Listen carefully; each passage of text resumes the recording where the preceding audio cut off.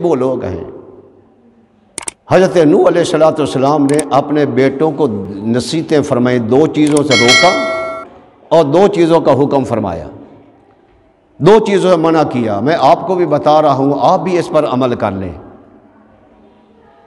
آپ نے دو چیزوں سے روکا، فرمایا تکبر مت کرنا اور شرک بھی مت کرنا، ان چیزوں سے باز رہنا، اور دو کام کرنا، ایک لا الہ الا اللہ پڑھتے رہنا اور دوسرا سبحان اللہ و بحمدہ سبحان اللہ العظیم پڑھتے رہتا۔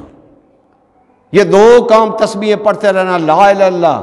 آپ نے پھر فرمایا اگر ساری دنیا کا ساز و سامان ایک پلڑ میں رکھ دیا جائے اور ایک پلڑ میں لا الہ الا اللہ رکھ دیا جائے تو لا الہ الا اللہ پڑھنا بھاری ہوگا۔